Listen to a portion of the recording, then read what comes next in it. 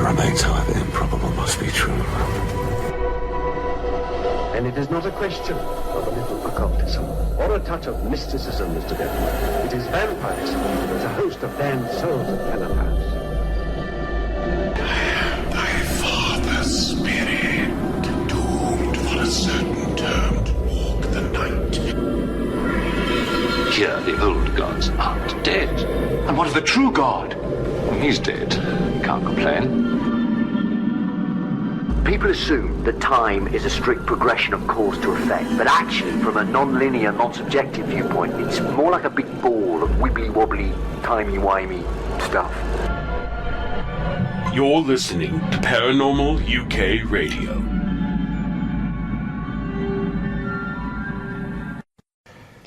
Welcome to the Paranormal UK Radio Network. This is the flagship show, Paranormal UK Radio. I'm your host, Irene Allen Block, and tonight, as usual, with me is... Say it. Mark. Say it. Say it. Johnson. Say it. Mark Johnson. Yay. Do you know, it went, Mark? It went straight out of my head. You know what? Because, must not have been that important. Yeah, it's because you're important. It's your name. Why can't you be called Peter or John or something like that? Marky Johnson. Mark Johnson. I have no idea why you have so much trouble with that one, but hey, that's fine. It's the Johnson, I think. It's the Johnson because it's one of those. You know what I'm like. I can't get my mouth round long words, and Johnson comes in just about tips into a long word. It's Johnson, son of John. A very good English name. Johansson? No, what? Johansson. Yes. I could remember Johansson. Johansson, 3 syllables. Johnson, 2 syllables, and you have more trouble with that. Yeah. Anyway, how are you? Oh, I am peachy. I'm finally completed the phase 1 of my construction on the kitchen. They finally hooked up the water and sink, and I have a fully operational sink and kitchen for the first time in 2 weeks. Yes, and a lovely granite worktop. Very lovely. We went with white cabinets, black granite countertop for that contrast, and came out marvelous. Yeah. I know. For anybody that wants to see Mark's kitchen, you can find it on Facebook. Yep. Go to my Facebook page. Just about everywhere on Facebook. I know. I've been posting. No, I'll tell you. Very, very soon, Mark, I'll be putting my kitchen on Facebook as well. Well, just wait. I'm going to post some before and after pictures, and your people are going to be totally blown away. What it used to look like when we bought the house, and now what it looks like.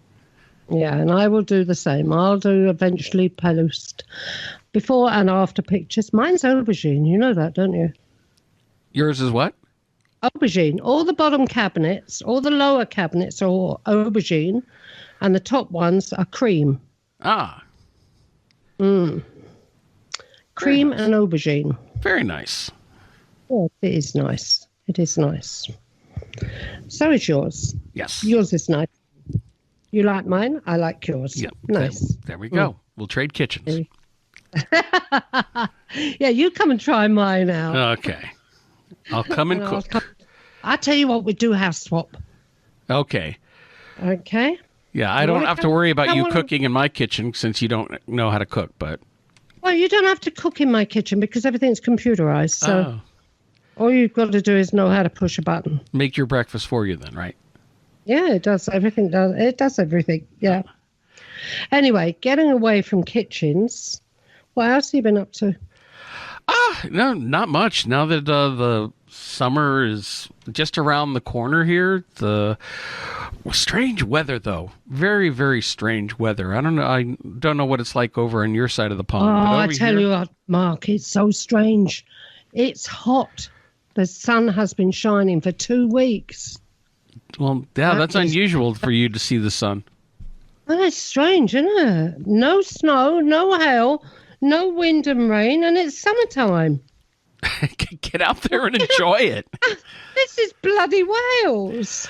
Here, it is we go from it being really, really hot in the 90s for a couple of days, and then it drops down into the 60s and 70s with rain, and it's cold and windy, and it feels like it's tail end of winter again. Yeah, well, it looks like you've got our usual summer weather there. Yeah, looks like the weather just flipped. So instead of flipping kitchens, it flipped weather patterns.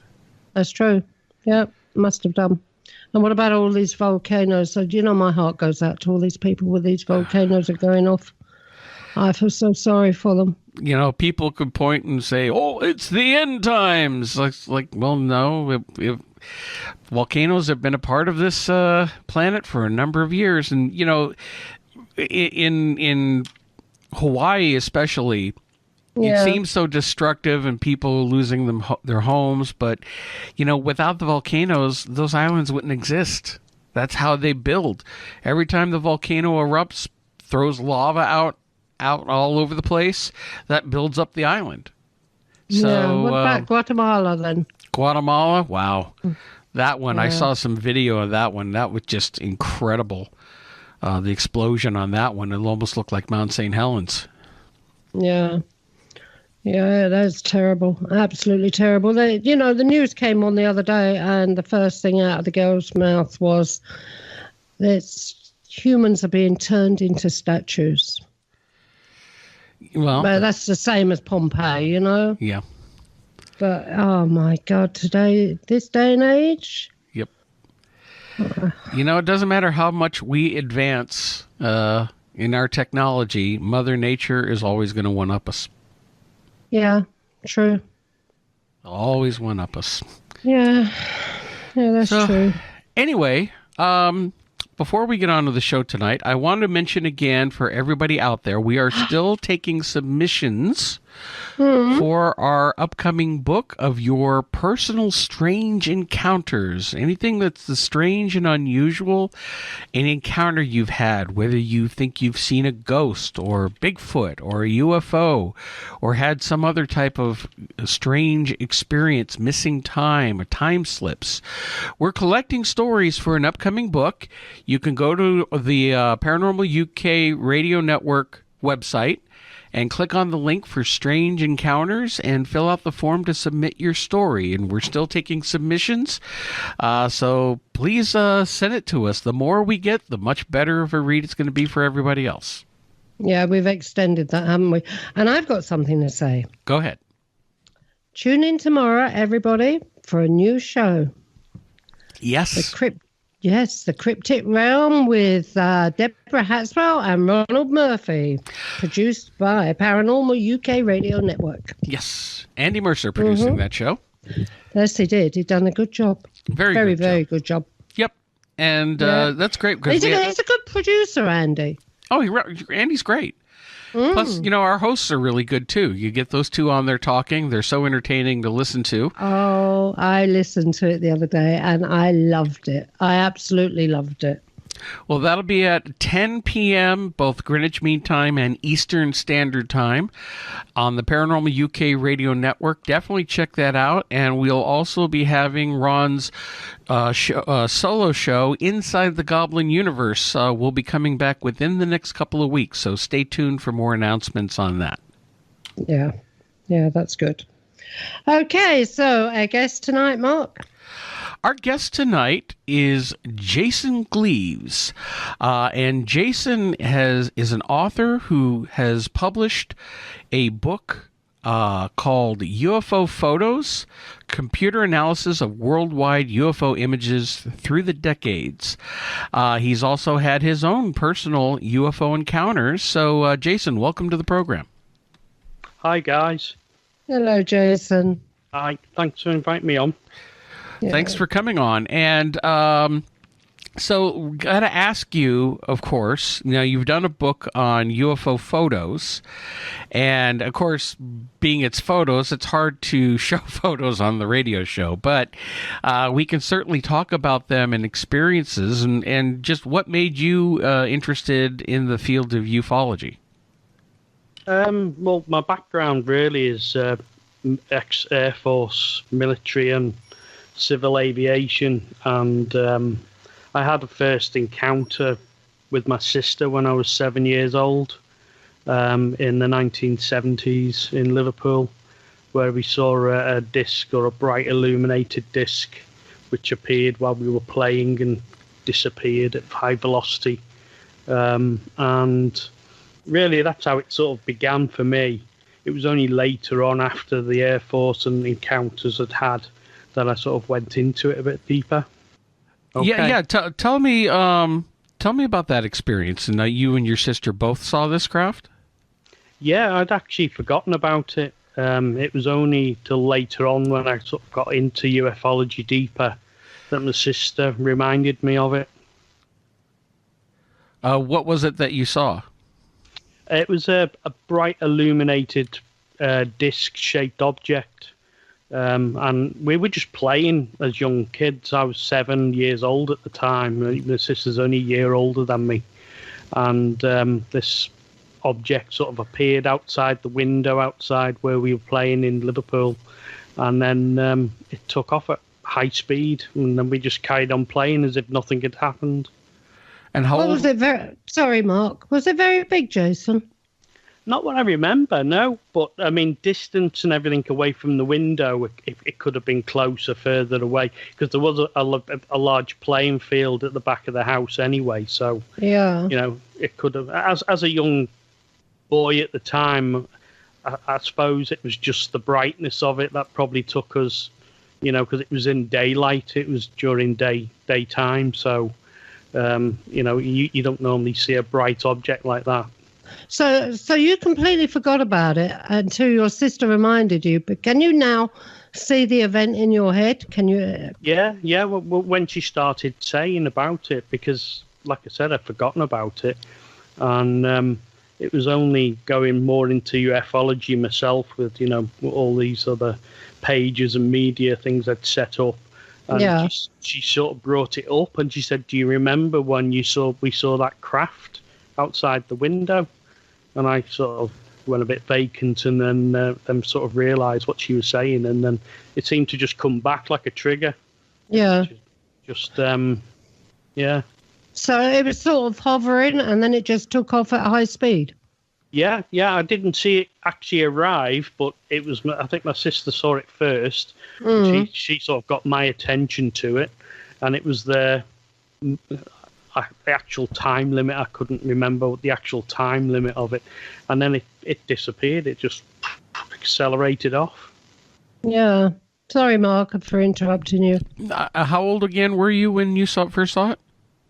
I was 7 at the time, and my sister was a year older than me, 8. So, you know, it was way before the time I even knew what UFOs were or anything like that. You know, I mean, Star Wars and films like that didn't come out until much later. There was probably things on TV at the time, like Thunderbirds and, you know, that type of program.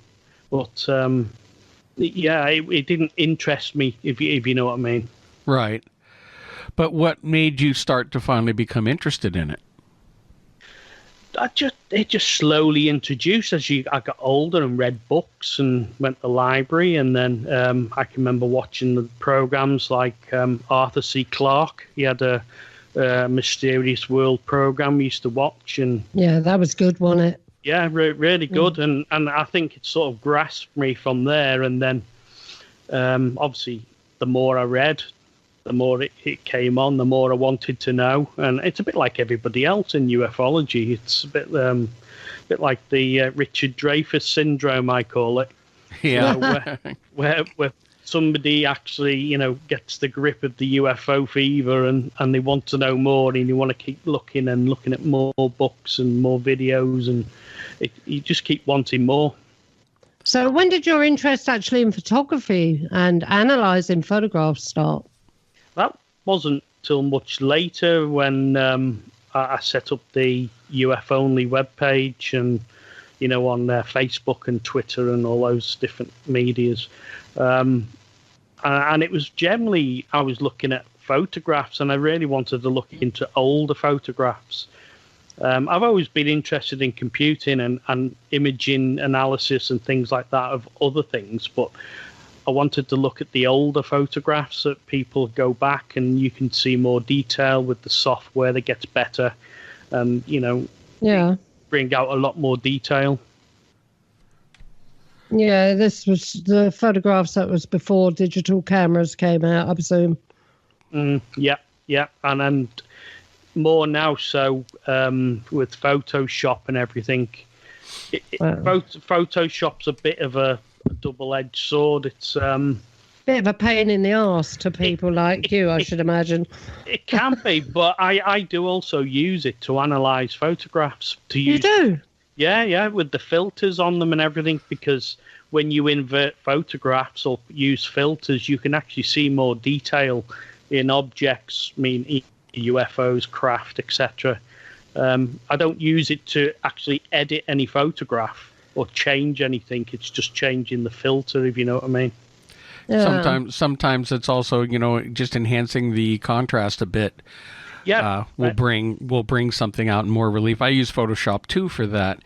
I also, I've had people send me photos for many years now, and usually one of the first things I'll do now that we're in the digital age is I run every photo through an EXIF reader, and are you familiar with that? It's the same sort of thing where you go through and you originally, when I receive a photograph of somebody who wants to obviously understand it in more detail, what they're actually seeing, or you can eliminate a lot of things with birds and aircraft, etc., and where it's been taken. If there's a local airport, a local military base, you can eliminate quite a lot of things. But then you go through the process where I'll upscale a photograph first, because if you get an original photograph of somebody, generally if you try and enlarge that photograph and zoom into it, it just becomes pixelated, and it's sort of chunky effect, when you actually zoom into a photograph. Right. So what I will do is actually upscale a photograph first, so it keeps the best detail. Yes. And then I'll work on it from there. Yeah, I do that too. I ask people when they send me the original, and hopefully it's in the highest resolution possible. But even then, you can upscale it to increase that resolution and detail. And then, as I mentioned, I also looked at the EXIF data on all digital photos. It has that text file that tells you everything you want to know about what type of camera it used, date and location, the f-stop, shutter speed. All of that information is in that digital photo if it's the original. But once it's been saved in Photoshop, or once it's been tampered with or whatever, it automatically erases all that EXIF data. And that's the problem. If you've got the original photograph, like I said, we try and ask for people for the original. If not, you're more likely to receive a photograph that's third, fourth, or fifth generation photograph of the same image. Yeah. And then you're trying to play with what you've got left, sort of thing, Or when people they post a photo on Facebook, and then they'll send you that photo that's already on Facebook. Well, Facebook resizes it, and all the EXIF data is stripped out, so that's worthless at that point. Yeah. I mean, sometimes that's all you've got to work with. So you try your best with what you're given. Not the person's fault. It's just the way they've delivered the photograph to you. It's just the same with most things. If you can have the original, it'll always be a better resolution photograph to work with. Now, how many photos do you think you've analyzed over the years? Oh, God. A lot. I know I do a lot on my phone. I have my iPhone. And I think I've got over 65,000 photographs on my iPhone at the minute. Oh, my God. Yeah, and that's not including videos as well. So I generally I can go back over the archives and try and put them into different categories, and photos I've analysed for people that I've actually come up with what the object actually is, whether it's an aircraft, a bird, or whatever, and then others that are craft UFOs. I mean, when we say UFOs, people automatically know what you're talking about, but it does actually mean unidentified flying objects. So we say that, but whether it's off-world tech, if it's secret covert tech, you don't know. So again, you'll do your little Sherlock Holmes again, and you'll try and get the most information you can on each photograph and each case. Out of all the photographs you take or you get sent into you, what's the percentage that are actually UFO? Probably about 10%. If you have to put a number on it or a percentage. Yeah. And again, the rest can be debunked as birds or whatever. Yeah, I think you can, but I also think 90% of craft or UFOs that people see are actually a secret covert military aircraft. Because I've said it for years, it's the perfect cover for the military itself when somebody says they've seen a UFO when it is actually a secret covert craft. Yeah. And it's the perfect cover for the military. They don't have to explain. Well, that's true. That's very true. Yeah. And that does happen. Yeah. Yeah, definitely. Oh dear. So you actually prefer doing historical photographs and historical events and things like that? UFO events? A bit of both, really. It's just the book I wanted to sort of put a book together that was a bit of a DIY book for ufologists and people wanting to understand the subject and how I analyze photographs, and then I wanted to really go through a decade of different sightings, and so people can get a bit of a grasp of it. Yeah. Is there any particular favorite you've got? Historical event? I think the battle over Los Angeles, 1942. I like that one. And that was the military planes went up or something and fired on these things, but didn't make any impact. It was actually it was just anti-aircraft fire. Yeah, was it from the ground? Yeah, yeah. Because everyone had war jitters. This was after Pearl Harbor. Everyone was afraid of the Japanese invading Los Angeles or attacking Los Angeles. And so there was a lot of war nerves. In fact, there's a great comedy, old Steven Spielberg movie after he did Close Encounters, he did 1941, which flopped, but, and panned, but I loved it. I thought it was hysterical. But just showing the mentality of people at that time, they're just jumpy, and these objects came in. It was more than one. The photo shows one object, but there was more. There were multiple objects flying over at that time, and the anti-aircraft guns opened fire on them, and it lasted for a couple hours, I think. Yeah, it was right through the night into the early hours of the morning. But you've got to remember, America had only just 3 months had been in the Second World War. They'd only just joined the Second World War, allies to the British and everything.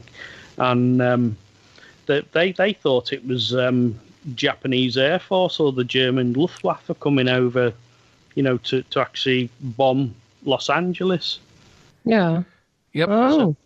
Yeah, and all hell broke loose. To say the least. But I've heard reports that they hit it a few times, but there was no damage, or and there was more damage on the ground from flak, whatever goes up in the air. Gravity works and it brings it right back down. So there was more damage on the ground than anything up in the air. I think they actually fired over 1,400 shells at this thing, and it stayed in the sky and just kept moving over slowly, didn't it? And it's, I think, I can't remember how many people, a few people killed as well. Yeah. It was that? The fallout and car accidents and heart attacks and things. Oh my gosh. Yeah, but you can imagine that. You know, with a city and all this going on above you, you can actually imagine that people would be panicking, you know, and there would be car accidents and things where people are trying to get away from it.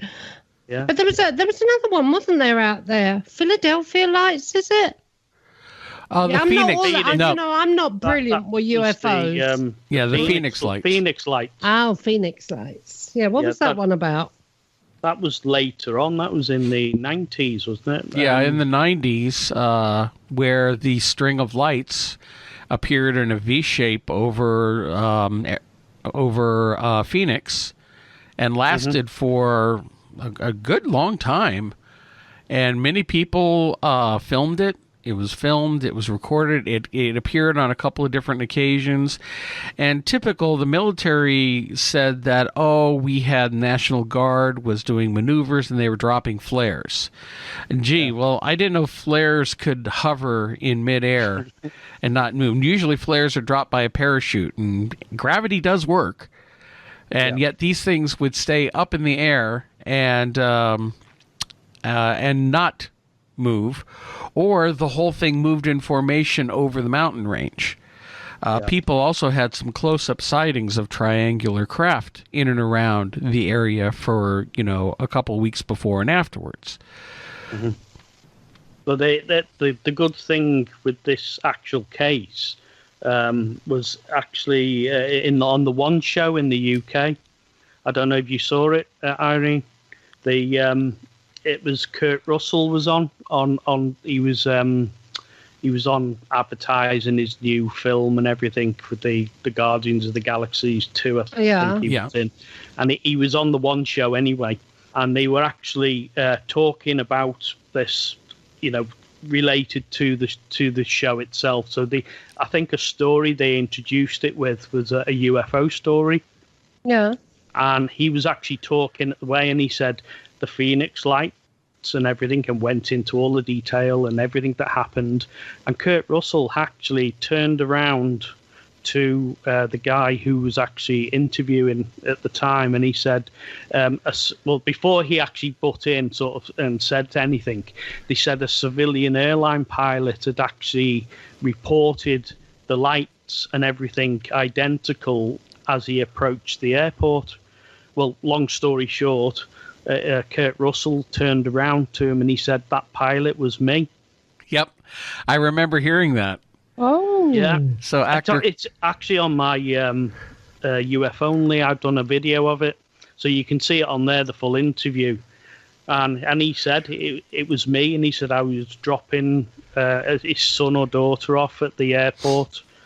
And he saw them as he came into land and everything and reported it. Oh. And he actually did say he was at home with Goldie Hawn, his wife, who was actually watching a UFO program later on, and it came up in there. And he said he'd forgotten about it completely. And he said he stood there, and it's like the penny dropped. And he said, that was me in that aircraft. And so I'm wondering whether he's had some thoughts, a wipe of some sort. It certainly sounds like it, doesn't it? Because something like that, you're not really going to forget, are you? No, not unless you are wiped. Yeah. So it was amazing. I whether it was planned that they knew he was the pilot, I don't know. I don't really know, but I can remember watching it live on the TV, and I thought, oh my God, and.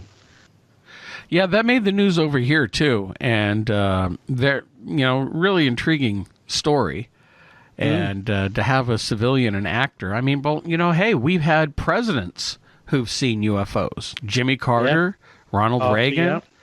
I think even Slick Willie Bill Clinton has seen them, and yet it's funny how they all go into office and then they all come out and they don't say a word about it.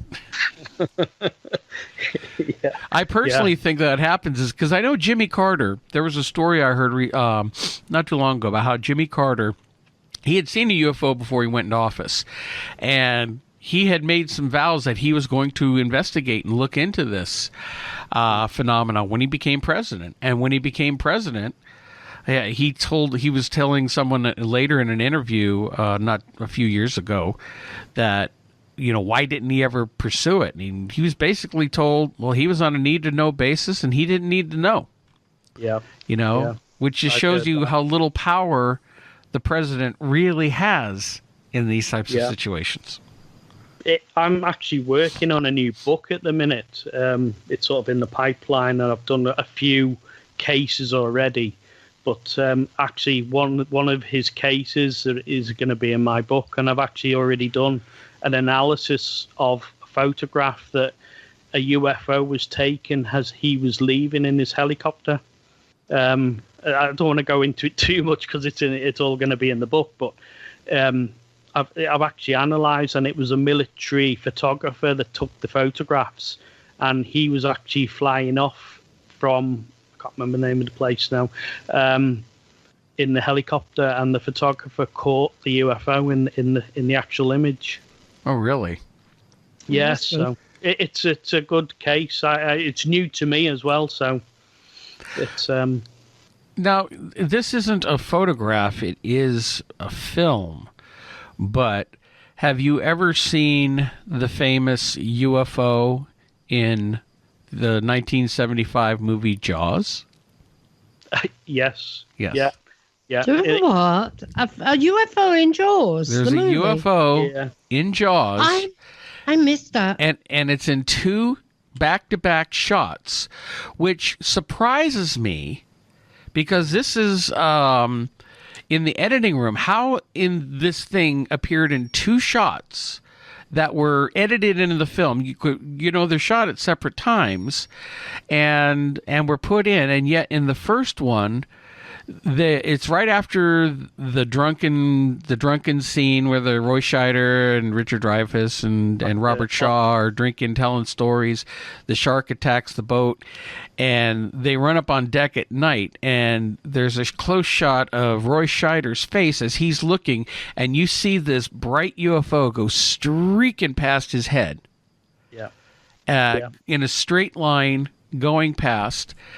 And then the next shot, it just shows, it's a static shot showing the boat at sunset or like at dawn, just floating on the water. And then another one comes shooting out and goes down behind the clouds. Yeah.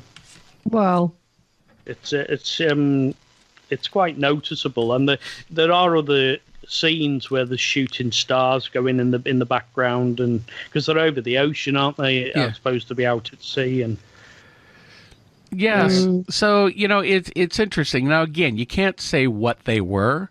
Could they have been a meteorite coming in and burning up? Possibly, but a meteorite, usually a falling star moves much quicker and leaves more of a tail, and these things look like, especially the one that went behind Roy Scheider's head, looked like it was on a trajectory that was going across, and while it was zipping fast, it did not look like what you usually see in a falling star with gone in a second, just a bright burnout. That's it. Do you know they played Jaws the other day on Sky TV, and my husband wanted to watch it again, and I said, no way, I don't like that film. I wish I'd seen that now. I wish I'd known this. I would have watched that film. I'll find the clip and show it to you. I'm sure you can find it on YouTube. Oh, yeah, definitely. Yeah. Yeah, it's like that film Ben-Hur, isn't it? When the sports car goes flying in the background. Well, usually during the chariot race. Usually those are, what they call gaffes, when they're filming, and like the old westerns, and you can see an airplane flying in the background. Mess ups. But, yeah. I don't know. Oh Lord, I'm going to have to see that now. You can find that for me, Mark. I'll find it for you and send it to you. It's you just have to Google it, and you'll find it easily. Now, now we mentioned the Battle of Los Angeles photo. Is there another photo that stands out to you that you're very interested in? Well, it's old photographs I do like, but then I also like, obviously, the new photographs. especially photographs that are not normally recognizable by most people. And sometimes if it's a covert, say military, but secret covert aircraft, and it's trying to distinguish what that aircraft is. But older photographs, I do like a lot of the Billy Meyer photographs. I'm going to try to do an actual proper analysis of them at a later date, in more detail. And I know a lot of people are a bit swayed on whether he's authentic or not. That's besides the point. But a lot of the photographs that he actually took, I find them quite difficult. That you can actually fake a lot of those things or not fake them, because they're actually over valleys and things like that. So yeah. I've looked at a lot of the Billy Meyer photos, and being that I'm a filmmaker, I have a filmmaking background, understanding special effects, and his photos, a lot of them going back into the 70s. The only thing that gets me about a lot of his photos is I'm not saying they're faked, but I can definitely see what looks like a forced perspective going on with some of the craft. Now, I would be a lot more impressed if this big UFO that's floating, in front of the trees was floating behind the trees. If there was something over the perspective and things. Right, but because his best photos show it like crystal clear, it looks close up to me, and it looks like a forced perspective shot. Yeah, I can understand that. That people with background like yourself can see things that other people can't see. I don't know, when I've looked into his case into more depth, and his experiences he's had, and his contact notes and things like that, I just find it very intriguing. It's one of those cases that sort of pulls me towards it more and more. The now you've also, there was an Argentinian photo of a pilot. You were looking at that one too. Yeah, that actually went worldwide. That when I actually posted it, and a lot of interest from the New York Post and all the British newspapers and everything. Everyone seemed to get hold of that one, and it was actually I actually analysed that in 2014, and it was of a civilian Argentinian pilot. And he'd been flying in his aircraft over his career, and he'd actually seen other UFOs. But each time he'd never had a camera or anything with him. So this time he had his mobile phone with him. So it's a mobile phone camera, but the actual footage is actually on my UFO Only page, and so you can see the full footage yourself. And that explains why the camera angle is in the not landscape, but in the long sort of projected image. And he sort of knew that he was going to see a couple of more UFOs, or a UFO, and he was flying along anyway. He's recording, and you can see the propellers turning in front of him, and he saw the two craft coming from his left-hand side. One was a long, elongated cigar-shaped craft, and then there was a smaller disc-shaped craft behind it. And they actually buzzed right in front of his aircraft, dangerously close in front of his aircraft. And you can see the clouds. He's actually probably about, I'd say about 5,000-6,000 feet up, maybe higher, to the actual cloud base.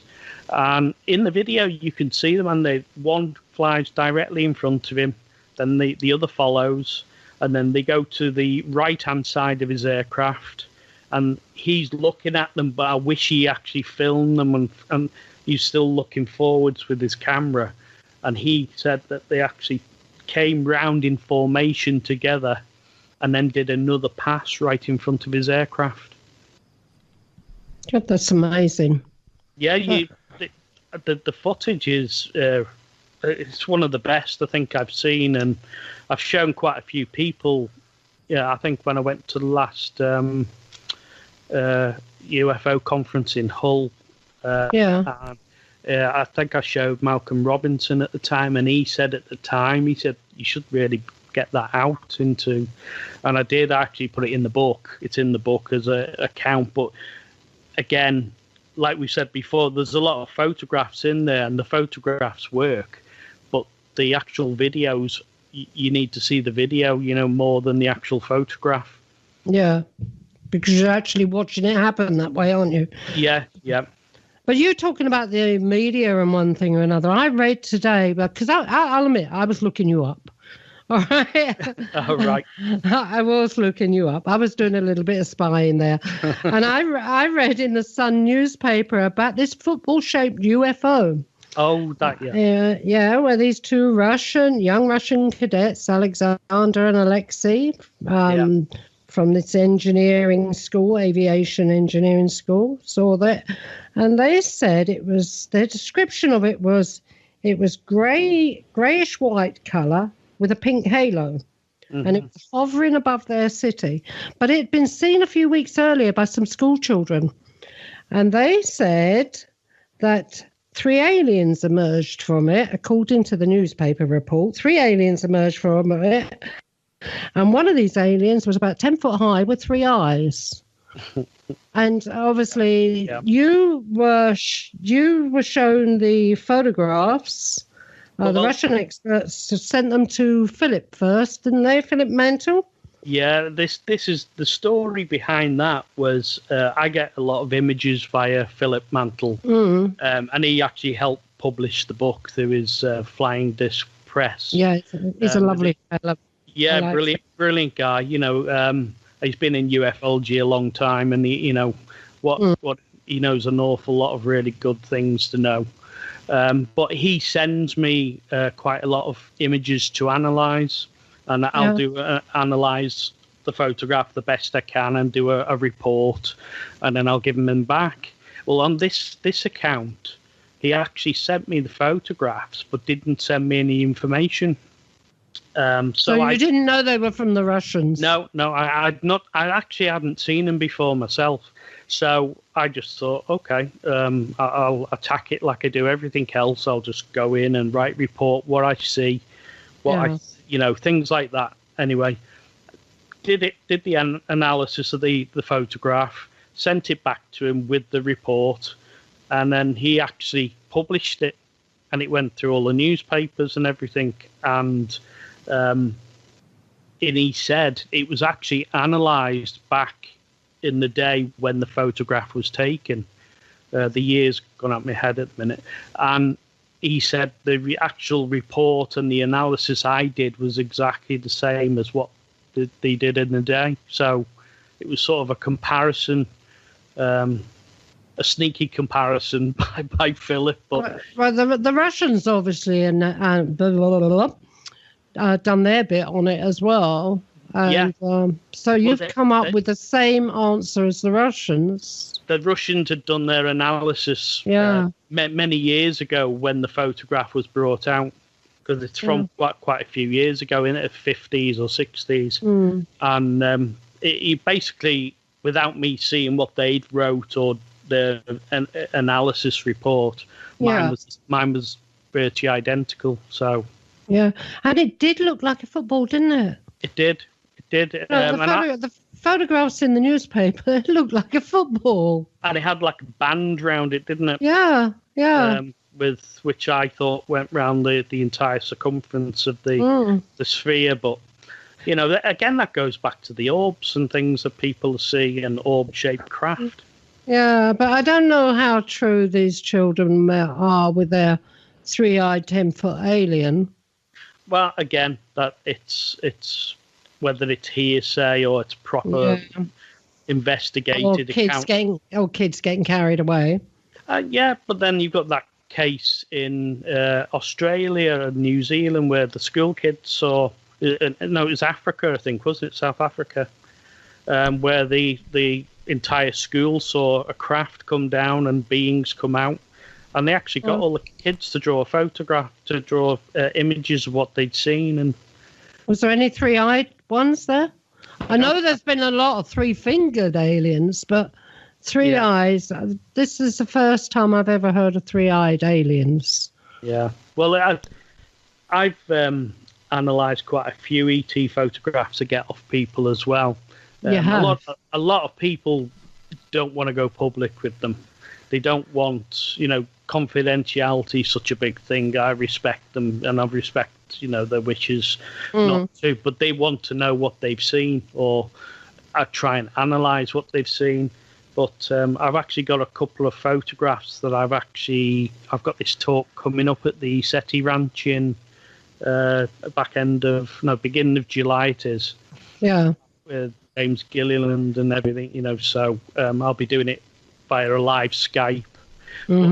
In my presentation, I've got a couple of ET photographs that people haven't seen, and they're generally they're quite new even to me, really, because a lot of people photograph orbs and the usual type of thing, saying the specks of dust and that, but these orbs have actually formed themselves and manifested themselves in the shape of a humanoid body. And you'd have to see the photographs. I'd have to send you them really to show you, but yeah, they're quite amazing to see. Well, that reminds me of that film, where all the old people in the what was it called? Cocoon. Yeah. But you see, even as a child, I used to see these orbs in my bedroom, and they started to morph into something. Yeah. Well, that's exactly. But of course, as a child, it didn't worry me. No. But then a lot of people do say when they see, when they have encounters with extraterrestrials or unknown beings, that the beings will actually morph or change into something that they will be, more gentle with what they can see. So people have told me that the beings are actually morphed into elephants and giraffes and things like that. Yeah. Well, that also, I've heard there's what they call screen memories, that a lot of people will have a screen memory of, say, seeing an owl. Yeah. And under hypnosis, it comes out that it wasn't really an owl, and then they describe seeing these beings. It was a cover image. That's it. I think that what they can do for a lot of people that when they appear to shapeshift, it's not exactly physical shape-shifting. It's just all about perception. It's about they're able to affect how they're seen by an individual. Yeah. I agree with you on that. But it's just when people have approached me, and and I've tried to help them. I mean, I do help an awful lot of people behind the scenes that you'll never see, that I'll never put their actual footage out, or what their encounters or their experience out, because obviously confidentiality is important. But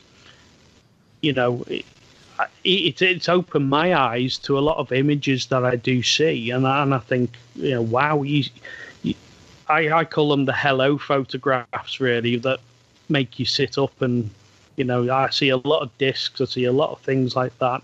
And again, people like to see photographs, they love to see images, they love to see videos, and they always will do. We always like seeing UFO photographs, but we also like to understand what we're seeing now. I think it's changing with people waking up to what's happening in the world, and people want to understand more.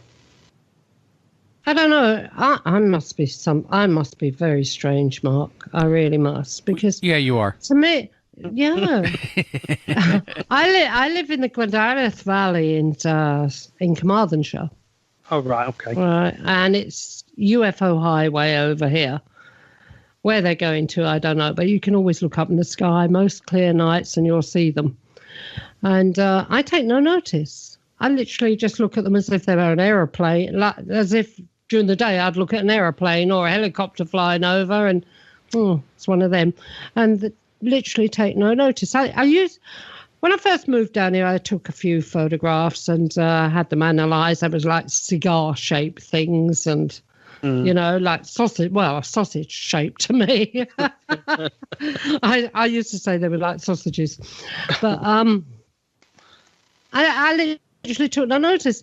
And I was flying out to Italy last year, and of course we were up above the clouds and everything. And in the distance, I could see all these black things just flittering about and one thing or another, and maybe they were planes on the horizon, I don't know. But then I saw something off above the clouds, quite a way off, and it was a long shape, and it's hard. Now, this is difficult to explain, and I want to know if you've ever seen one of these. Right? It was a longish shape, but Can you imagine a squid, how those things come out and the squid moves? Yeah. Right. Okay. So this, I don't know whether it was currents of air coming out, whether it was smoke, streams of smoke or whatever, but they were like long things like a squid's legs, right? And it was coming out the end.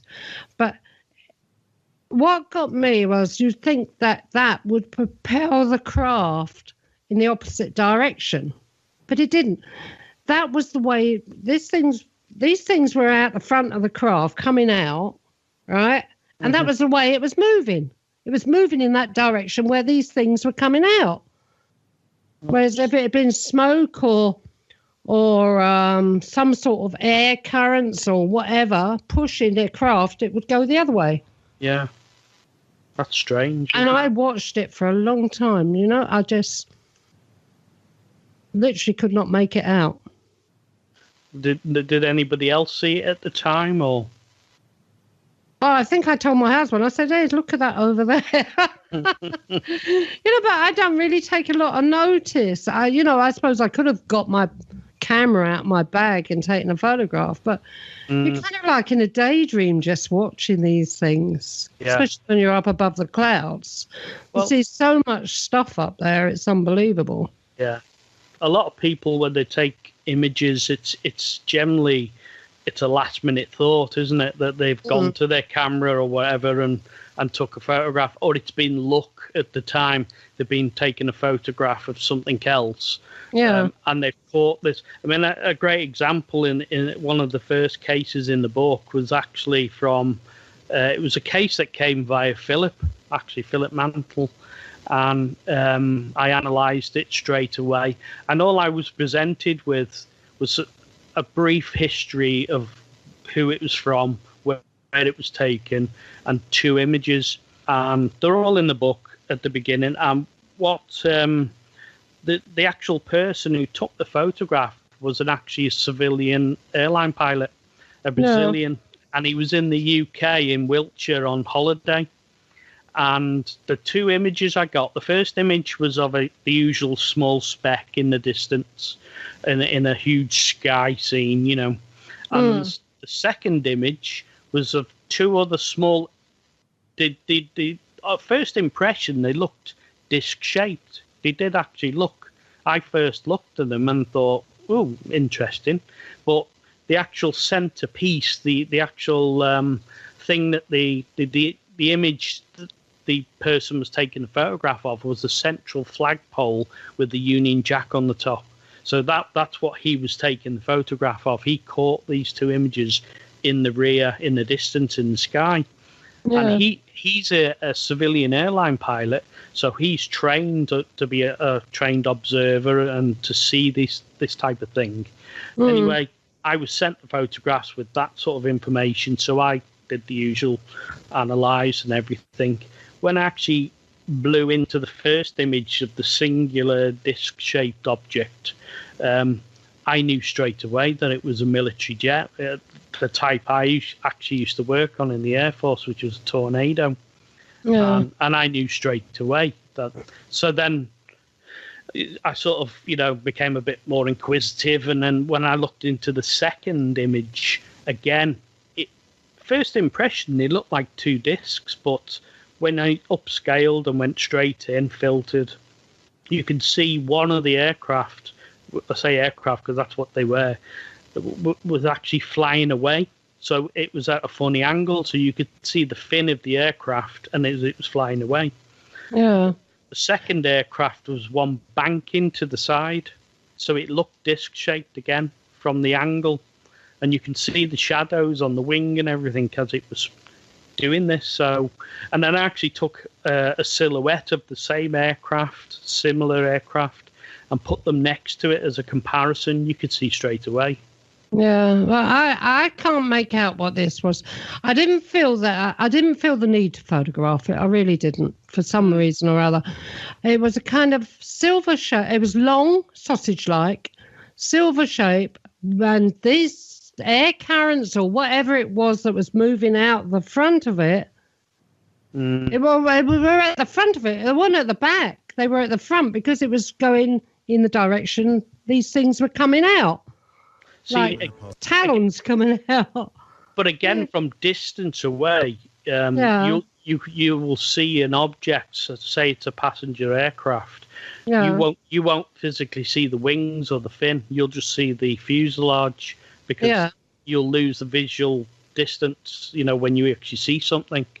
One of the actual cases of analysed for this talk in July is. I was sent footage of from the BBC, and it was a news report, and it was last year we had the terrible tower fire in is it Glenfell Tower? Yeah. And this was the aftermath where they were going over it, but there was two firemen on a putting out the fire. The fire was out by the looks of it, but they were still had the hose pipes on the building. And it was in the background to a guy that was actually speaking. And you can see behind them, you'll see like a white disc-shaped object fly right past them. And I was sent it because quite a few people saw this footage. So I analysed the same thing again, went through all the same process. And again, it was an aircraft that had just taken off from the local airport. Oh. And when I did an overlay, you can see where the wing and the engine is and everything. So, again, that's what I was saying. With the distance away, you lose sight of wings and fins and things like that. So, yeah, possible, yeah, definitely possible. Oh, well, something else. I'm getting all my questions in now because I may have to go and do something in a minute. Oh, right. Yeah. Well, Mark can say this better than me, I think. The noise I heard the other night, Mark. Oh, yeah. We just the noise. Just the noise. Well, I mean, what? You said it sounded like a big lorry coming through? No. You put 10 American articulated lorries outside my house. That's what it sounded like. It was engine noise, but so loud it was unbelievable. And then all of a sudden, it kind of went to a crescendo and then boom, as if it had hit a sound barrier and was gone. Everything was silent. Wow. That was in the middle of the night. And funny enough, again, I didn't feel I had to get up and go and nose out the window. Are you as if I knew what it was. You're not too far from RAF Valley up that way, aren't you? Is it RAF Valley up at Anglesey? Oh, Anglesey, yeah. Well, you get a lot of the planes coming over from Anglesey, yeah, but it's quite a distance. It's quite a drive, yeah. Because you get a lot of aircraft. No, this wasn't an aircraft. It was like it was outside the bedroom window. Okay. You didn't hear it come in. It just started up this terrific roaring noise. And then all of a sudden, it got louder and louder and louder. And then, do you remember when the old planes used to hit the sound barrier and they used to go boom? You used to get that bang? Yeah. It was exactly like that. I grew up in North Los Angeles, and very close, less than about an hour away from me, was Edwards Air Force Base. That's where they tested all of the aircraft, and that's where they broke the sound barrier in 1947. And Chuck Yeager, who from The Right Stuff, that's where they were doing all that. So growing up as a kid, I was constantly hearing those sonic booms as they were testing aircraft out in the desert. Yeah. Well, I remember them as a kid. I remember them when I lived in the countryside as a kid. My dad always told, don't worry about it. It's only, the planes hit the sound barrier. But this thing, you didn't hear anything coming. I'm laying in bed. You don't hear anything coming. But if it was a plane, I would have heard it approaching. Yeah? Yeah. But it was like somebody... How can I explain it? I can't explain it. If I had a motorbike outside and I just suddenly kicked it over and started it up. But, it just started. And it was so, so loud. Louder than any aeroplane I've ever heard. Really, really loud. And the funny thing about it is the dogs didn't shift. They didn't move. They didn't bat an eyelid. They didn't even wake up. And I'm laying there listening to it. It's roaring away like it's revving up or something like that. And then suddenly it goes higher and higher, louder and louder and louder. And then boom, it's gone. Dead silence.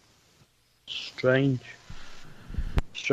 You didn't actually look out the window or anything to... No, I didn't think it was important enough.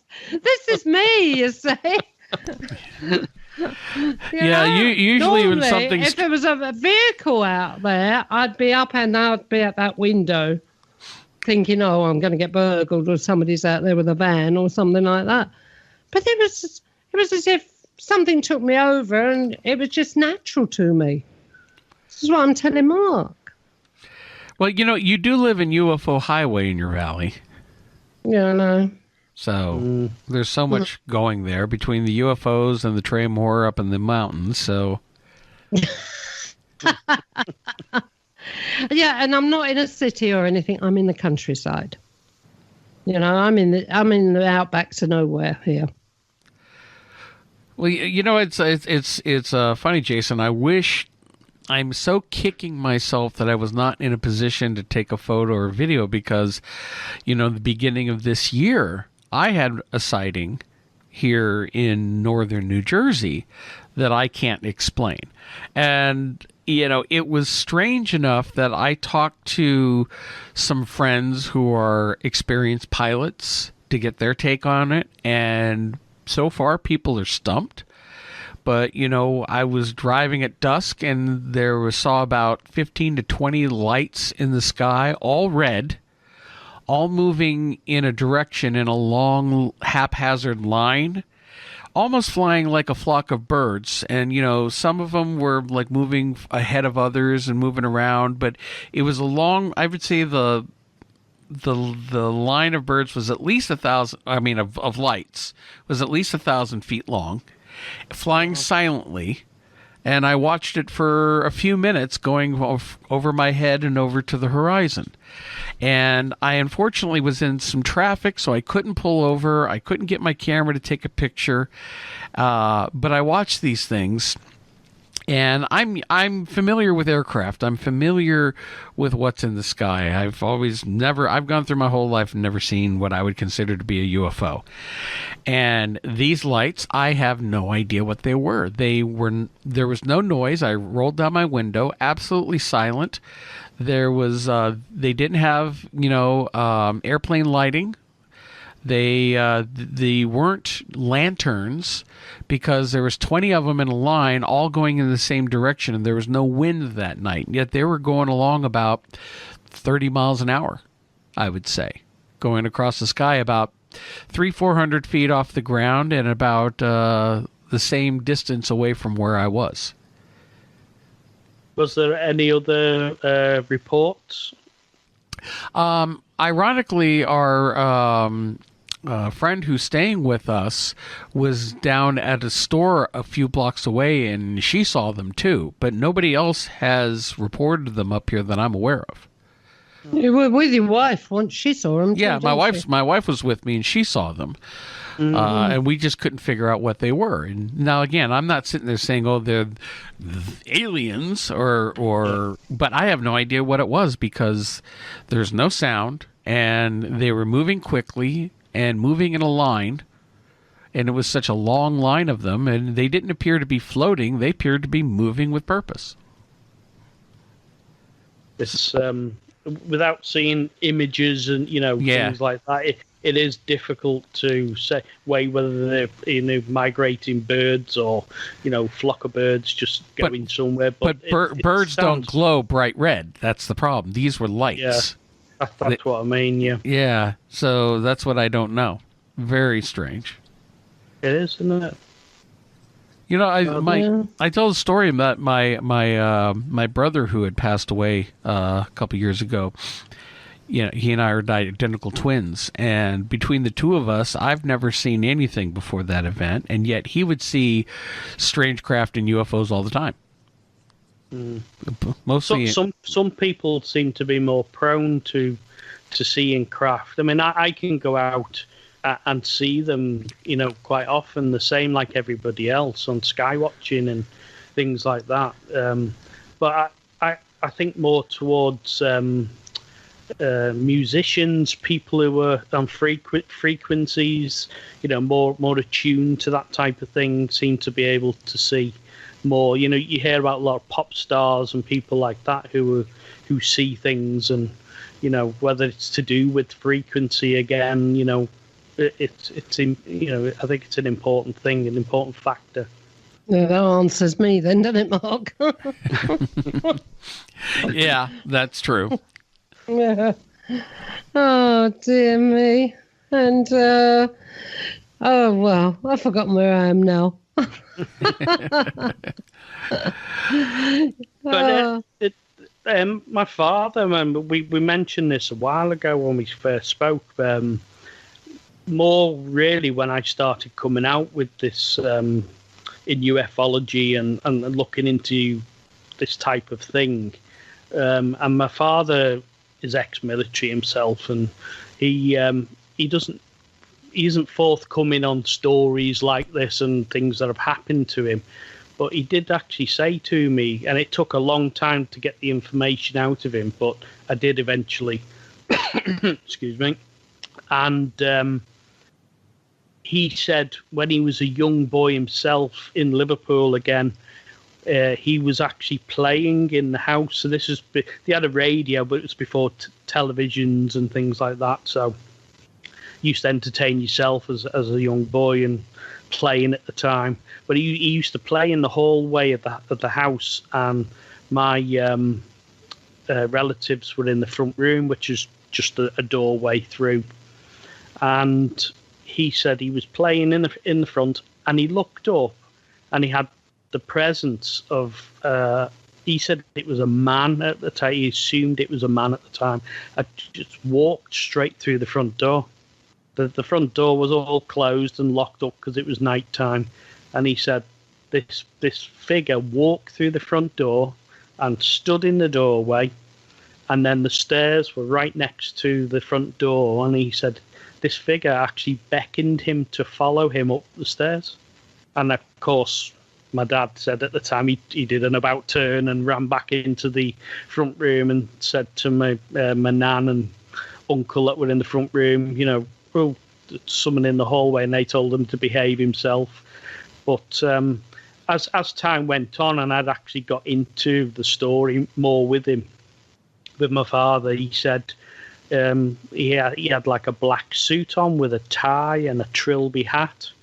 And I just instantly thought of all the other stories and accounts of the Men in Black and those sort of things. So, it was an interesting story. Fascinating. Now, beyond your sighting as a child, have you had any other strange sightings or even strange encounters over the years? Yeah, I've had a couple. But the one in the book, obviously, is one of the bigger accounts where I was stationed at an RAF base in the Midlands called RAF Cosford. It was during March of 1993. And throughout the UK on that evening and prior to that and after too, there was sightings of large triangular-shaped craft. And during the 90s, it was quite rife, where a lot of people, especially like the Belgium UFO, where the Belgian military came on and showed their radar and where their plane had locked onto a triangular-shaped craft. And, well, this was all the same sort of time era. And I was on the base that night, and my friend was in the guard room. He was in charge, the orderly corporal, that night. And it was early hours of the morning. And they were in the guard room with the guard commander and all the off-duty guards and police, military police, so that they all hung out in that same area. And over the radio, it was all lovely and quiet, like everybody likes it to be. And he said all of a sudden over the radios started to warble along, and there was a young trainee, because RAF Cosford is a training camp, so you've got a lot of trainees there, but they also have to do guard duty as part of the routine. Anyway, he said there was a young lad who was on the airfield guard post. There is a picture in the book as well of the actual guard post he was in and the gate over the airfield. And they said in the guard room, the radio started to warble, and this young lad, he must have been 18 years old, was shouting down the radio to get the guard commander out over the airfield because there was a huge object over the airfield. And this poor guy was on the gate on his own, just one guard at the time. So all the guard commander and the military police and everybody else, they all got in their vehicles, drove out to the airfield. When they got there, they all saw this huge triangular-shaped craft, which was just above the airfield, and their description of it was that it was the size of a battleship. It was huge. Apparently it was huge. Just a hum to it, the odd lights on it, but it was pitch black. And an airfield at night time, you can't see a thing. It's pitch black over an airfield, but they could actually see this large craft. Anyway, this craft took off high velocity. On the same evening, not much later, there's another RAF base not too far away. It's about 20 odd miles away, called RAF Shawbury. And there was an on-duty air traffic controller in the tower that night as well. Anyway, they got a lock on this craft coming in on the radar, and it came in over the airfield there, identical description to the one seen at RAF Cosford. And it was seen firing lasers towards the ground as it came in over the airfield itself. The air traffic controller at the time had said that his impression was that it was actually looking for something. But it was all recorded. It's all there. I've actually read the papers. The official military papers were released the same. And Nick Pope, he actually wrote quite a big piece in the book and his account, because he actually dealt with it the day after, through when it went to Whitehall, and then they had to come and investigate. And it's not as big as Rendlesham Forest as such as a UFO encounter for the UK. Everybody seems to think that is the big encounter, and it certainly was. But I think RAF Cosford was, a big case at the time as well. Jason, can I ask you? Yeah. When you see these craft up in the sky, right? They're silent, okay? If it's an aeroplane, you can hear the drone from the engines of an aeroplane high up at night. Mm-hmm. When this thing was over this airfield, did they hear any noise from it? Or was it silent? Or was it roaring engines? Like a low hum that they could feel it more than hear it, if you know what I mean. They could feel the hum. That makes sense. And the acceleration as it took off was nothing we've got in our infantry of aircraft in the military now or then. That's the word I was trying to say when I said it reached a crescendo. The acceleration, that was it. yeah. Oh, it's nothing at all when it went. No sound barrier broken. Anything, when you get we were talking of nothing. And again, it arrived at the other RAF base, and that's an operational base too. But it was also seen prior to Cosford throughout the UK and after Cosford and Shawbury, but it was seen by on-duty policemen and other members of the public as well. What do you think it was? Some sort of mothership? I don't know, because I really more swayed toward covert, secret covert. Only the fact that I think 90% of craft seen are I believe they are secret covert craft. So, you know, I think there's just a lot of misidentification, and until they came out, I mean, Nick Pope, if you read in his, he mentions it in his talks too. Yeah. And when I've spoke with Nick, the same. You know, it's all the same. We still don't know what it was to this day. So it means it wasn't a type of aircraft that we have in the a tornado or a typhoon or a Harrier. It wasn't anything like that, conventional. Nothing I'd seen anyway. So we published a book, because we have our own publishing company. We published a book by Ken Cherry once, the Stephenville UFO, wasn't it, Mark? Yeah, Stephenville UFO incident. And that was gigantic. That was the size of an American football pitch. Yep. Well, a lot of people, when they describe the size of craft, that's how they describe them, by the size of a football pitch, or it was two football pitches. I think it was actually over a football pitch, wasn't it, Mark? I think at one point it was, yes. Yeah. So it was brought up like that. I mean, I just thought it was interesting the way it was described at Cosford to be the size of a battleship. It was just so distinct, and it was such a military term to say that it was, you know. And like I said, Nick Pope, still to this day, it's gone down as unknown still. And whether it was a defence importance, you know, whether they actually brought that up in Whitehall, I don't know. Yeah, it's amazing. Absolutely amazing. Right. Now, Jason, is there what other photographs have you seen that have really impressed you? Oh God, there's quite a few. Obviously, ones I put in the book, which I've had to sort of whittle down, but just going over it, it's just when a new case comes my way, it's all, you know, intriguing. A bit, like I said, it's a bit like Sherlock Holmes, because you have to try and look into it and find out. Because I've done a lot of work for a lot of people. You know, Philip obviously sends me quite a few images.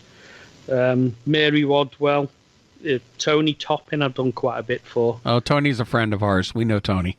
Yeah, I did quite a bit of his analysis for him and helped him with the new book. And then I've also done a few book covers for people as well. So there's Paul Sinclair with his Truth Proof. Have you heard of Paul? He's a ufologist in the UK. Yeah. I actually did his front cover of his second book for him. Yeah, Paul's been on a couple of our network shows, you know. I think he's been on the Kinsellas, I think. Oh, I can't remember now. But I know he's done a couple of air shows.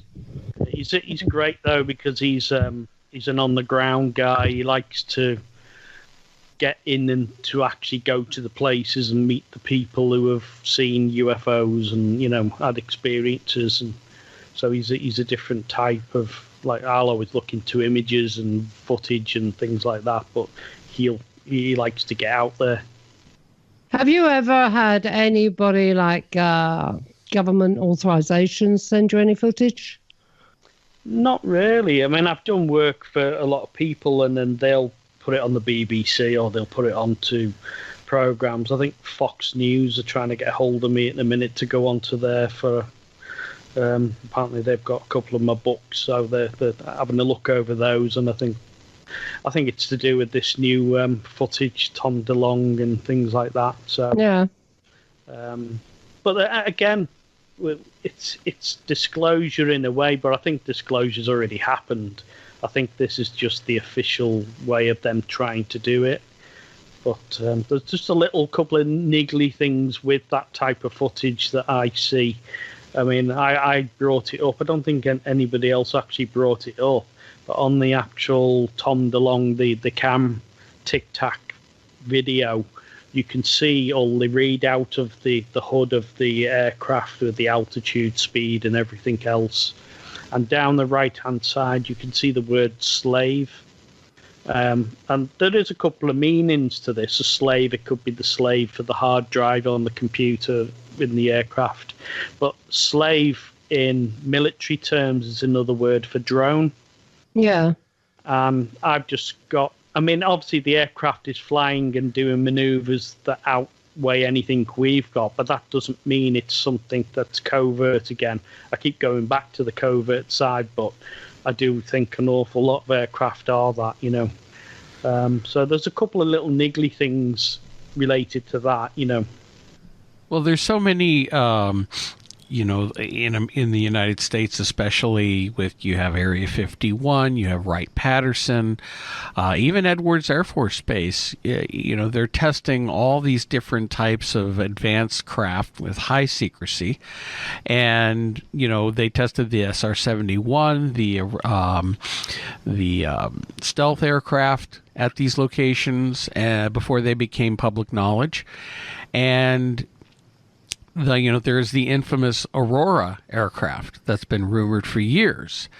Yeah. That's still very top secret. But, you know, do you think that the military has been in possession, of, let's say, alien technology that they've reversed engineered, like the craft at Roswell? Do you think that's a possibility? Yeah, I do. You know, you've got... especially this story that's come out now with, is it the Dark Journalist? I can't remember his name now. I watch a lot of his videos, and he's doing a thing with Nixon's hidden information about UFOs and extraterrestrials in the White House somewhere. I'm keeping a close eye on that, whether that comes out and, you know, we go down that path. But... to me, that I do believe, obviously, in things I've seen myself, and also extraterrestrial life, other star systems, you know, and more like the Vatican are coming out now and said that they would actually baptize extraterrestrials, and little drip, drip, drip feed information is slowly coming out. Yeah. So you believe that they could well be walking amongst us? Oh, definitely, yeah. Yeah, definitely. I believe, you know, that a lot of craft visit the Earth. Yeah. Because we're a bit like a zoo, really. Like we go to the zoo to see animals and everything. They probably come here, depending how advanced they are to us. You know, they're not going to interfere with us, or we could go off in 100 directions. Like I always say, ufology is like a huge umbrella, and then it goes off into all different categories. So I really do believe there's life, and there always has been, and they're walking amongst us. But I also believe they've been here before we were. They've got bases under the oceans, and there's meant to be one up in the Brecons there. Yeah, back of me. And you've got the Mount Adams at the SETI Ranch. I've analysed footage for James up there, and images the same, and they've got actual craft shooting out of Mount Adams, and you know, and there are the footage I've actually done for this talk coming up. I've tried to link it to Mount Adams because that's what it's really about. You don't think that it can be us, maybe from the future? Yeah, that's another possibility.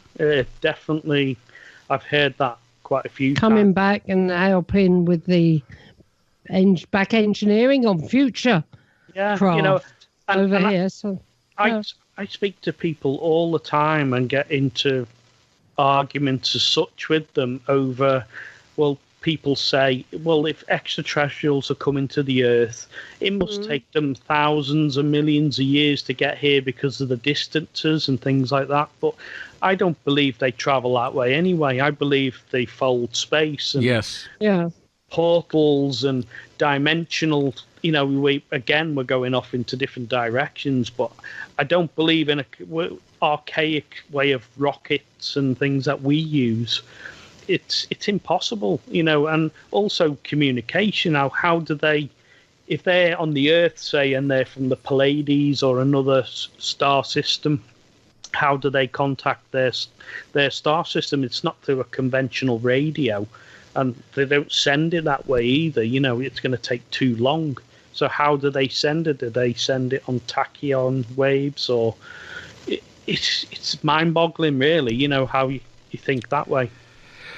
Yeah, you know, I always go back to when you mention about radio waves and sending radio signals. If you remember that movie with Jodie Foster, Contact. Yes. I was just thinking of that. Yeah. Based on Dr. Carl Sagan's novel. The opening of that movie, and this was done back in the 90s. Computer CGI effects was still relatively new, but that opening, it lasted 3 or 4 minutes of over the Earth, and you hear all of the noise from all of our radio signals and blasting in your ear, and then we start accelerating away from the Earth, going through the solar system, and then eventually through the galaxy. And as they're doing it, you're going back in time because they were trying to show how far our radio signals have gotten. And if you think about it, our radio signals have only traveled maybe now 100 light years, because we've only had radio about 100 years. Yeah. So you're looking at 100 light years is really nothing, considering the galaxy is 10,000 light years wide. And those first messages as well, what they would have been as well. Yes. So, and then everything else going beyond, they only went so far, and then all of a sudden it's just perfectly silent. It was just such a beautiful, beautiful opening. As it continued to expand outward beyond our little reach, because distances are so vast. And yet you brought up a good point, and I've heard this on many other occasions, even from self-described contactees or abductees, or, you know, whatever their experiences were, about how some of these craft do travel. And it's like the folding of space. It's taking those 2 points and doing the shortcut, a wormhole. The movie Interstellar, with Matt, and I'm going to a lot of movie references because I'm a film guy, but tonight, they give a lot of information out, really, don't they? They do, and so it's just it's based. It sounds like science fiction, but yet we're getting very close to doing it, I think. If we haven't done it already, I think personally, with the type of covert military programs that they have. Our current space program, the reason we don't really have a manned space program anymore is because it's just not public. No. I think that rockets are too expensive, and the public really doesn't care, and they've pulled away from it. Now it's all covert military and private industry. Bigelow Aerospace, Elon Musk, SpaceX, they're the ones who are going to be moving forward with space exploration. But the military in general, if they have reverse engineered these craft, they're already, who knows how far humanity has really gone. Yeah. And again, when you say the interest for the public, most people are quite happy to watch the soaps on TV or look at their phones, as in Facebook, and, you know, that type of thing. But then you go back to the Apollo, when they first went to the moon, if they went to the moon, you know, well, a lot of people say did or didn't. But when they went to the moon, say, as they progressed through the different programs, Apollo 11 was the first on the moon, then you got 12. By Apollo 13 was the one where they had the trouble, wasn't it? Where they didn't land. Yeah. But by then, the public weren't even watching the broadcasts, were they? They were losing interest in it already by then. Yep. So, they had lost interest and going about their lives like, okay, well, now that's humdrum. But yet, as a space geek like I am, I'm always ultra fascinated with being able to travel not only within our solar system but beyond. But the general public, nope, they only care about their daily going to work and watching TV and making money and buying stuff and keeping up with the Kardashians. Yeah. So, but it's really frustrating. And then the people you just mentioned, the people who deny we went to the moon. Mm-hmm. And I don't. If you feel in that camp, I don't mean to insult you, but I just will say my own. He knows I'm in that camp. Yeah, I lose patience with that because I understand not only film making and all these films that were taken. I also understand properties of space, vacuum of space, gravity, and everything that I'm watching from those old films. They were not faked. They just simply were not faked. And, maybe the first moon landing, they might have used some footage shot in the studio because the TV cameras were really wonky then, just in case they were hedging their bets. But I absolutely believe we were on the moon. I actually did a video, I think it was Apollo 12, the second landing on the moon. And it was the actual footage of them coming in, the last few 30 seconds of them landing on the moon.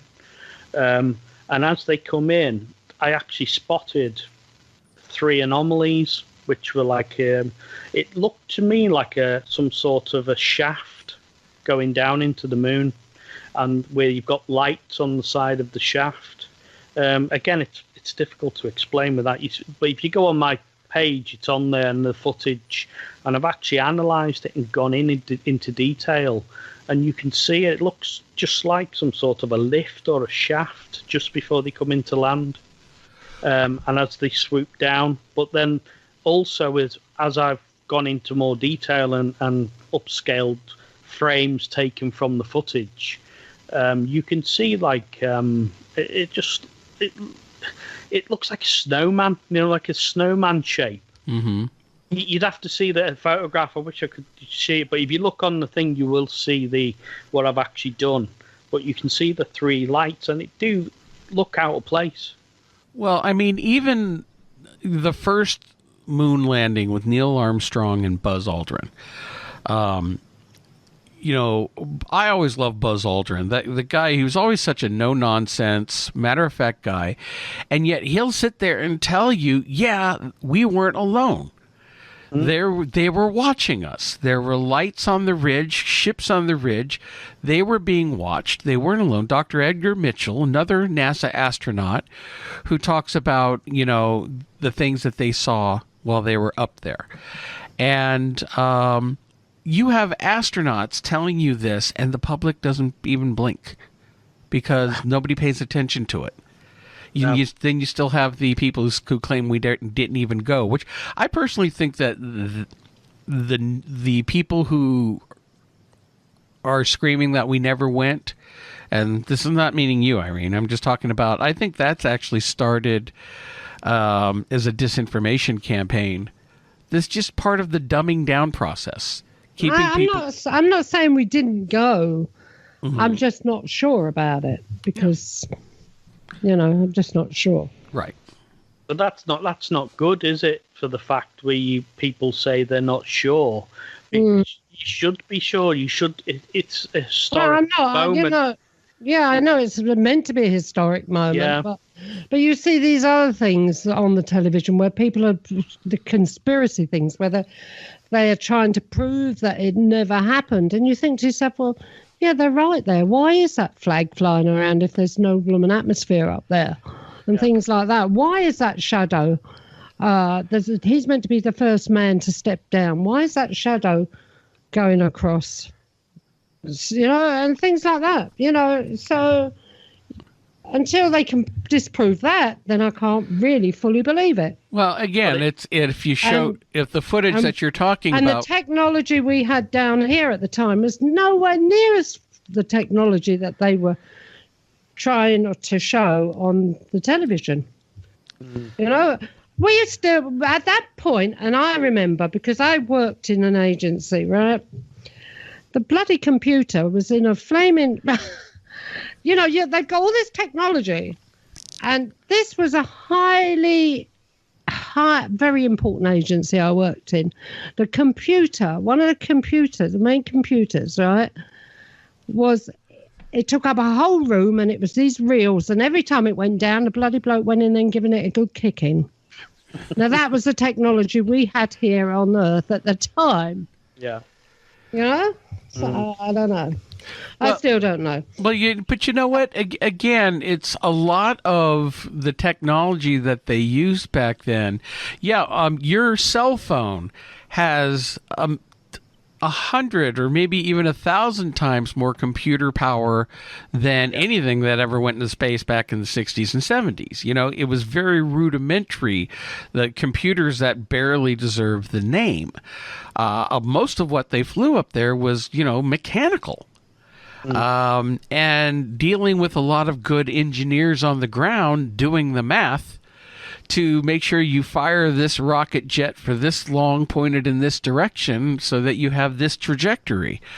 A lot of different things that could go wrong that wasn't handled by computers.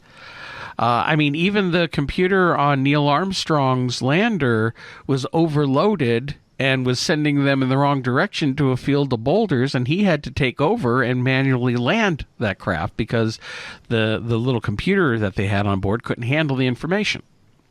Yeah, that's what I mean with technology and everything, but then this also leads on to disclosure as such, because if craft land, for instance, if it wouldn't happen this way, but if a UFO lands on the White House lawn tomorrow and everything, and everyone gets hysterical and, they all, it calms down after a while, then the questions start to get people asking, well, how does that craft fly? And it flies on free energy. We've had free energy for years, and oh yeah, well, why are we still using oil and petrol and gas? That's where the money is. And that's where the money is, yeah. Yeah, that's where the money is. But we can't end this show, Jason, without you talking about Rendlesham. What would you like? It will not just. I think Colonel Holt's coming over to. I'm trying to think of the Outer Limits. I think it's the Outer Limits conference in Hull. Yeah. He's going to be giving a talk there, but again, that happened over Christmas, didn't it? Over a couple of nights. Yeah. And again, that was triangular shape, but then it was also multiple lights, and I know I've also heard that it was filmed as well over different nights, so they have got footage of it. They do know what was seen. They knew that was coming, so.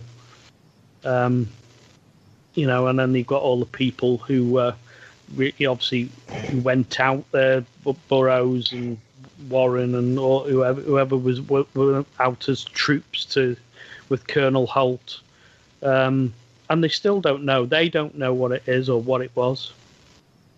Yeah. Yeah. I'm thinking here. That's all right. The brain's working here.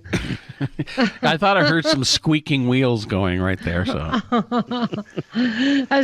but they're still having problems down there. They're still having activity down there, aren't they? Because I can't remember. There's a lady that goes out regular. Yeah, and she's actually been chased by men in what could be men in black. Yeah. I've got a friend down there, Derek Savory, who's he goes out probably virtually every weekend, and I think he also does parties where people want to go down, and he'll take them to the important spots to go and see things.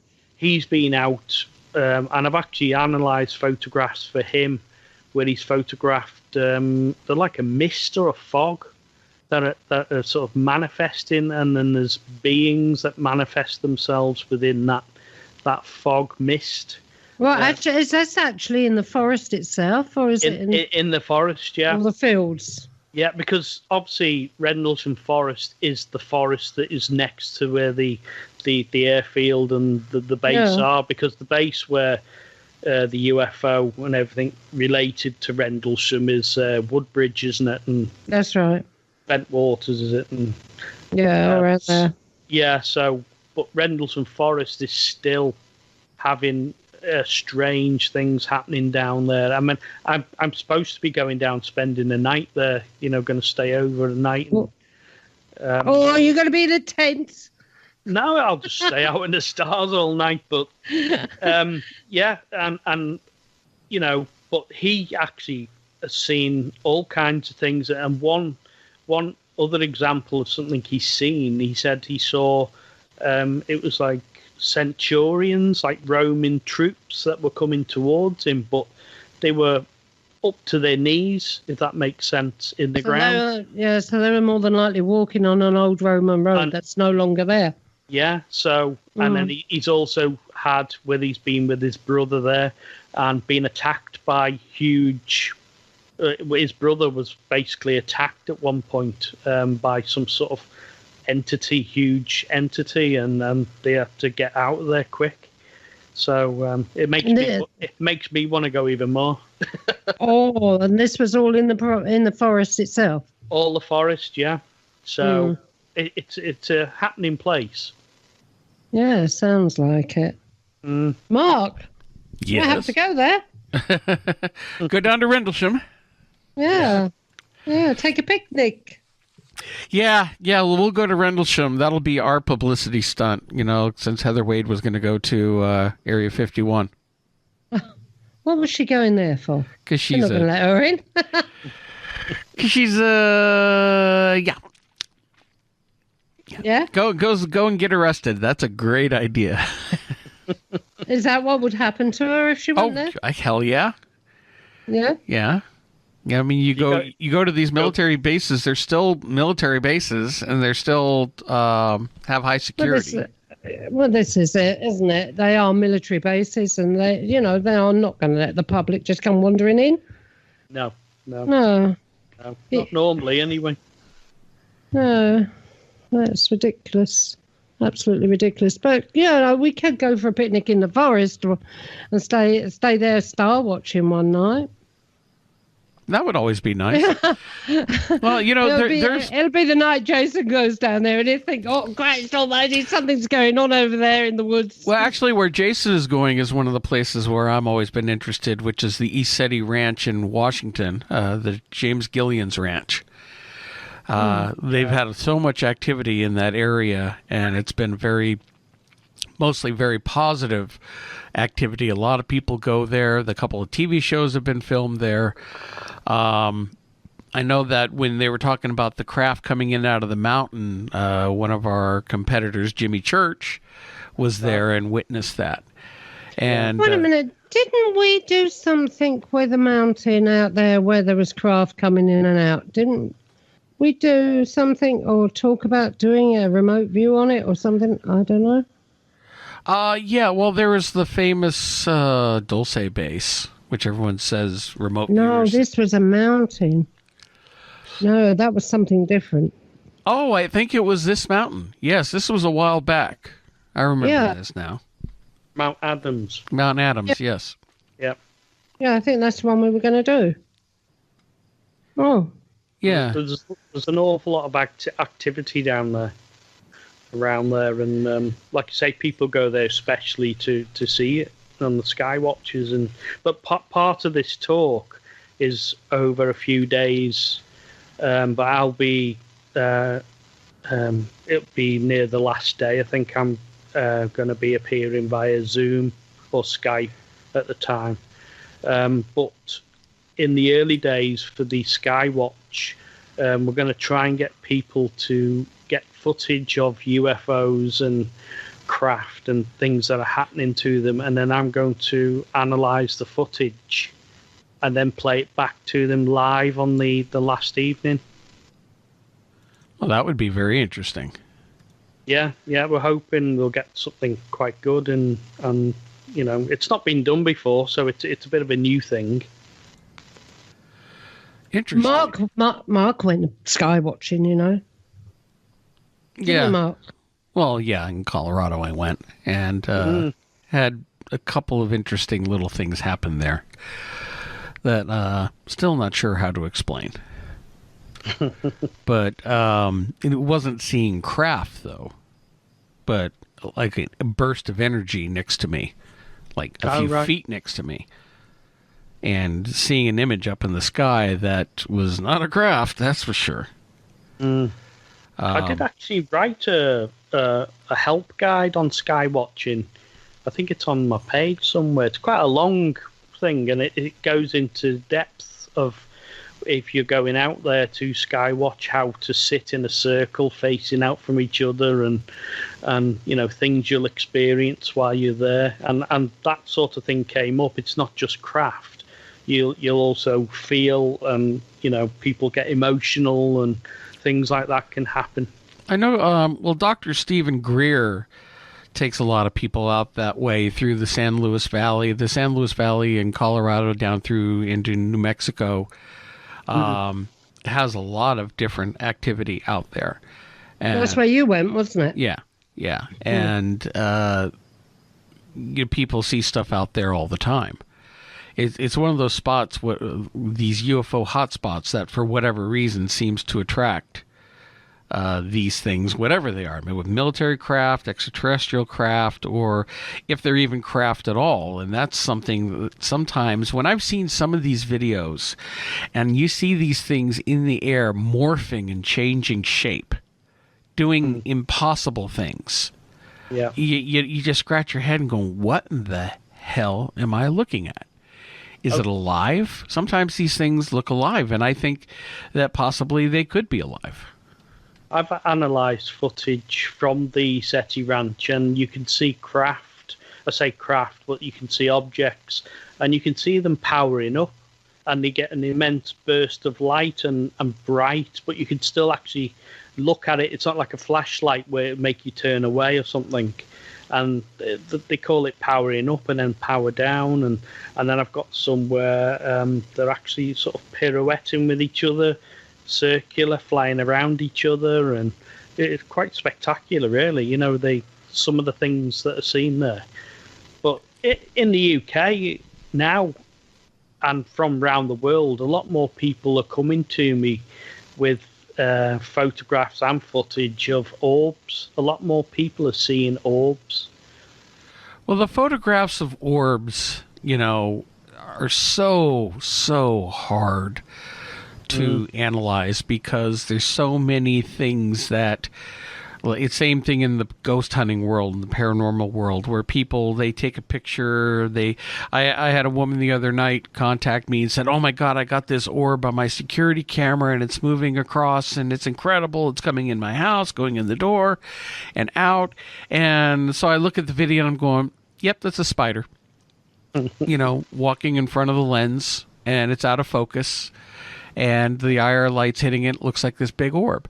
When people get photographs and they get an orb and they go, oh, look, there's this orb. It's our long lost dead Uncle Hank. It's like, no, it's probably a particle of dust. Now, I've actually seen things that I consider to be genuine orbs or pinpoints of light doing motions and movement, and but so many times when people they go outside and they take a picture and there's like a million dots in the air and they go, oh my God, look at the spirit energy. It's like, well, no, if you took a flashlight, shined it up and looked through the beam, you see all this pollen coming off the trees floating through it. Or dust in a You've done house. that in somebody's house once, didn't you? Yes. She kept saying that she was getting all these orbs and everything everywhere. So Mark went in there and he shone this light and he told her to look, and he belted the back of the settee and all the dust came up. Yeah. Oh. I mean, that goes back really to, people misidentifying objects and things like that, because also you get a lot of people, and I get an awful lot of photographs of people, birds and things like that, but also you get the lens flare in the photograph, and that's to do really with the optics with the cameras, especially the iPhones and things like that. They're all the same, and you'll always get that telltale orb that looks like it's flying around because they're moving to what they're filming, and it's all the same. It's all to do with the optics, like you say, and then you go to the digital cameras. It goes to the chips they use in the digital cameras, and so yeah, it's you do get a lot of things like that. You're talking about these maneuvers that these things do in the sky. I had a friend staying with me, Karen, once, and her son, and we stood out on my patio and watched that happening over the way, just a little way back from our house. And it was just amazing, the tricks they were coming up with. And all of a sudden, they kind of just merged into one, and it flew off. Yeah, they sort of fall together. Yeah, and we've got that footage somewhere on an old Sony Cybershot. Oh, I'd like to see that. Mm. Yeah, but people... Except, I don't know where the Sony Cybershot is. Yeah. But it's still on there. People are seeing orbs more around the chemtrails and that type of thing, where they're filming the actual trail that's being left by the aircraft, and you can see orbs that'll fly around it, and I think a lot more craft seem to be showing themselves more to people. The ones that we actually think probably are, but again, it's all unexplainable to us because we don't really know. That comes back to UFO, unidentified flying object. Yeah. Yeah, it's amazing, isn't it, Mark? Really, there's so much to it, Mark. Now, in your research, you're looking mostly at photos. Have you ever spoken with people who have had encounters with beings or had abduction experiences? Yeah, quite a few. Again, most people I can't say who they are for confidentiality, but they generally try. They want to know what's happened to them, and it's the same sort of stories that come out. The same reoccurring things. Body marks left on the body. I've had them myself where I've had triangular shaped like dots on my body, and I thought, I've had that. Yeah, it's all a lot of the telltale signs, and things that nosebleeds. People having nosebleeds, and things. They all seem to tie up sort of the same, and that was really how I got into following the likes of Mary Rodwell, because she's fantastic for her research. I think she's going to be on the same talk at ESETI coming up, but I sort of went in and followed her regressions on people. And then there's another friend of mine who I only sort of found out about him really through was Peter Maxwell Slattery in Australia and Sloretta. And he's a rapper, I think, in Australia. And he's come out with a lot of his photographs, and I think he's in the top 1% of people in the world for images and things I've actually seen. He will go out and film these objects flying around, and then I've also analysed where he's had beings that manifest in his house. I've done an overlay where he's actually photographed. He says it's a Palladian female that's manifesting herself in the house, and then I got an actual photograph of his wife, Sloretta, and did an overlay and brought out, and you can see in the same exact location the same thing. I also did an analysis of so I've lost it now, of the skull. You have to help me. No. Skull? He had the skull, the extraterrestrial skull. Crystal skull. No. Lloyd Pye. Oh, his, yeah. Yeah, he was giving a talk in London not long before he passed. And he goes around. You've heard of Lloyd Pye, but the extraterrestrial skull. And he was giving a talk anyway, and one of his photographs, there was a UFO behind him in the sky. And when I analysed it and enhanced it and enlarged it, you could see it looks similar to the skull itself that he was actually taking around with him. So yeah, there's a lot, and I get a lot of people that photographs greys. What about little people? Oh, like dwarf race type people. You've got the small. They're not greys. They're not little greys, but little people.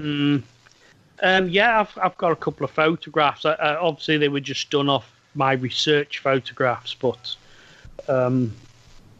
they're actually on the UFO only page. If you look on there, you can see them for yourself. Can you give me the link to that? It's just on mine, UFO only on Facebook. And if you go into the photo section there, they'll be there, and I think they were taken in Brazil and places like that. Are they actually like little people? Yeah, they're smaller, couple of feet tall. People have caught them, and then they've also caught them as if they're sort of dimensional, so they look blurry, but to explain it. Do you think these are an alien race? Yeah, these little people? I do. Yeah, I do believe that they're some kind. Again, you can go into different. I believe there are bases all over the world where extraterrestrials live. They don't come above the ground. I mean, you can even look now towards the Antarctica. What's happening up there? Where I'm sure they found something under the ice. It's a bit funny, like all the leaders around the world seem to be going up there to look at something. Yeah, something going on up there, definitely. Yeah. Didn't Bruce Pearson, one of our co-hosts, his father was out there, wasn't he, in Antarctica? Actually, it was in Alaska. Oh, Alaska, was it? It was Alaska. It was Antarctica, something to do with pyramid? Yeah, an underground pyramid that was supposedly found.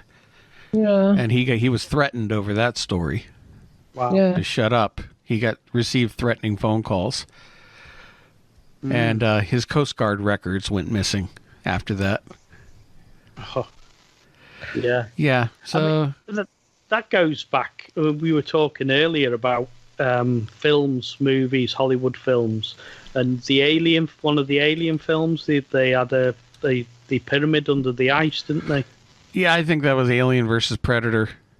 Yeah, I mean, I'm going about where they found something. It's like Hollywood, right? Again, giving you the little teasers, of things. Well, Jason, we've actually come to the end of the program. So tell people where they can find your book and how can they get in touch with you. Yeah, well, anyone can find me or contact me on my media pages, UFO Only, which are on Facebook, Twitter, and Google Plus, and all the different things like that. Also on Stellar, the new platform that's out now, and you can get my book, which is UFO Photo, and that's available on Amazon and Kindle download. Fantastic. Well, Jason, thank you for coming on the show. This has been a great talk, and we hope you come back sometime. Yeah. And Mark, where can we be found? Everywhere. Everywhere. I don't even bother listing it anymore because you can find us everywhere. Okay. Well, thank you for inviting me on. Oh, sure thing. Thank you. It's been lovely, Jason. And thank you, everybody, for listening to Paranormal UK Radio here on the Paranormal UK Radio Network. All right. We'll catch you all next time. Have a good evening. All right. Hello, everyone. Thanks again, guys.